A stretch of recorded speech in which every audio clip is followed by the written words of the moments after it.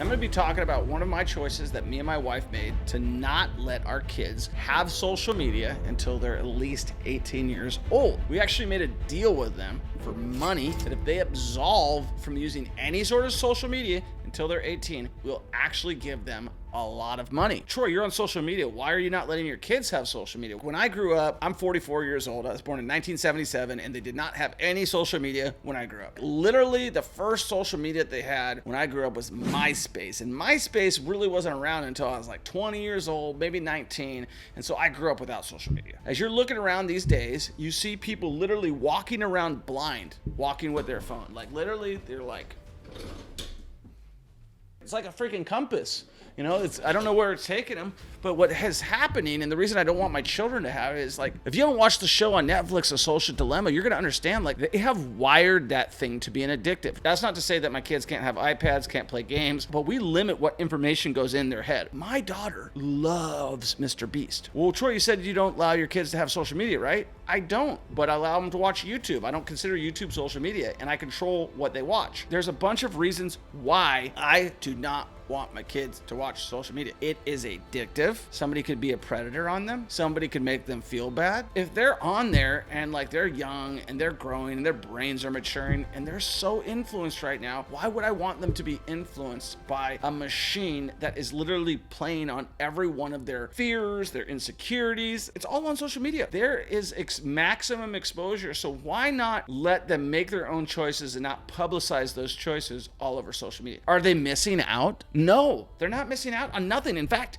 they're getting more. And you're missing out if you're on social media all the time. It's really not going to teach them anything. Now, YouTube, stuff like that, I will allow because YouTube is a way to learn. It's a search engine. I mean, I am surprised how smart these kids are with the things. When you grow up with a tablet in your hand and what options you have, you can go anywhere, right? You can learn anything. The whole point is access. And I don't want my children to have access to something that they don't completely understand. As I am rearing them into their teens, I want to make sure that they understand the choices that they're making, that they don't have incorrect data in their head, that they don't have people using their data that they're not in control of. I want them to be able to be free of all of those types of issues that come with social media. There's no reason for them. If you want to have a social media account, go make friends. I don't want you to be like the only person that can make friends is because I'm on Instagram or I'm on TikTok or I'm on this or I'm on that. Like, you don't know how to talk to people. You don't know how to go and actually like converse and make a relationship and build a relationship. You're not building relationships with people on social media. You're putting out the content that you decide to put out, right? If you're a child, you don't know what you're putting out. They're not aware of their decisions. They're not aware of their actions. They're not aware of their consequences with this world. They're not unable to ring a bell. Like if they posted something online and they're embarrassed about it, but now it's there forever. Like, why would I want to expose them to that? I know what I'm putting out. I'm okay if I have some consequences, some negative consequences with it. There is negative consequences from social media. Like, my social media consumption has gone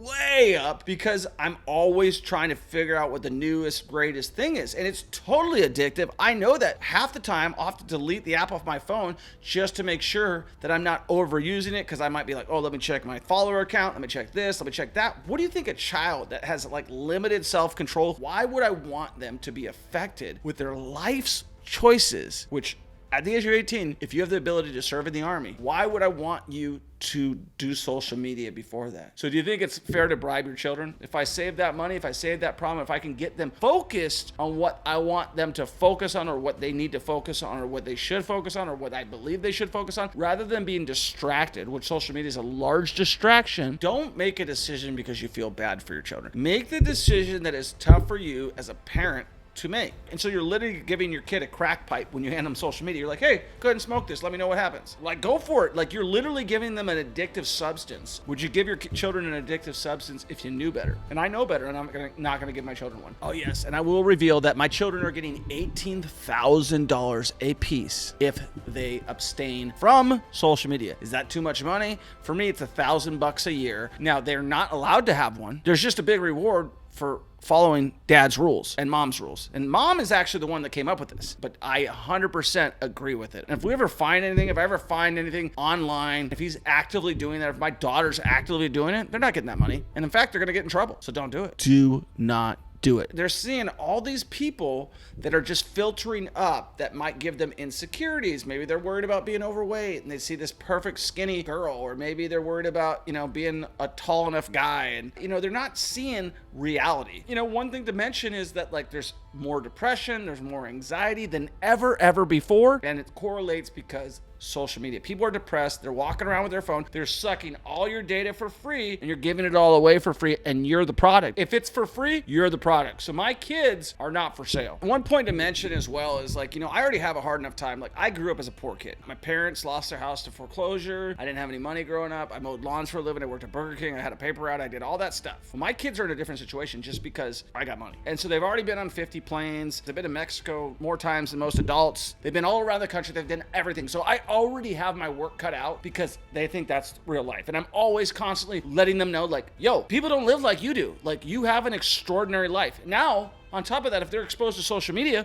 where the algorithm is literally pushing out the most beautiful girl, the guy with the mansions, the guy with the car, the guy with everything like that, like now they have like another delusion of what life is supposed to be like, because life is not like my children think it is. They have an amazing life. If you ask me as an 8-year-old, am I having an amazing life? I'd be like, no, it's not that great. Like, my parents are not happy. They're divorced, they're fighting, they're this or that. My kids, well, if you ask them, like, is your life amazing? They'll be like, yeah, it's great. It's fantastic. They know I work their ass off to make up for that, right? Like, my daughter was literally vacuuming stairs at our house. My son was picking up garbage. They pick up dog poop. They have chores.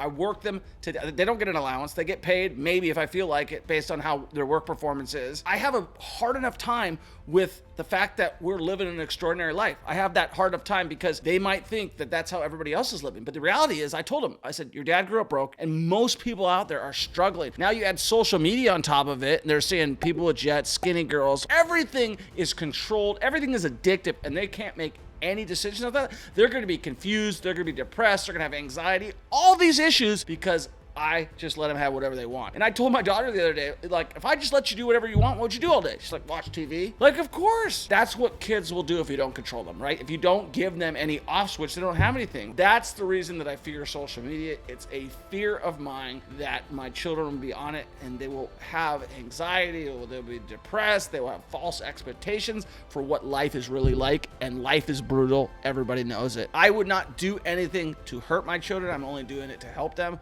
So I believe I'm helping them by keeping them away from social media. What do you think? Agree or not, that's my choice. Those are my reasons. Make sure you subscribe. Make sure you share this video with a friend, and make sure you get started investing in real estate. If you're watching me on social media right now and you're just watching me on social media, you're addicted to social media. Take action. Be addicted to success, and do not be addicted to social media. If you watched enough people, it's time to get started investing in real estate. Make sure you schedule a call with us. It's free. We will help you. We're helping tons of students right now change their lives, and all they did was schedule a free call with me and my team, and guess what? They're changing their lives. I got Michael Miller in Tacoma. We just closed a deal where he's going to make a substantial amount of money. Could be 50,000, could be 60,000, could be 100,000. I don't even know, but it'll be a massive amount of money that would change your life. That'll change his life. All he did was pick up the phone, got outside his comfort zone, and now he's getting started investing in real estate. And you could do the exact same thing. Schedule a call. Peace.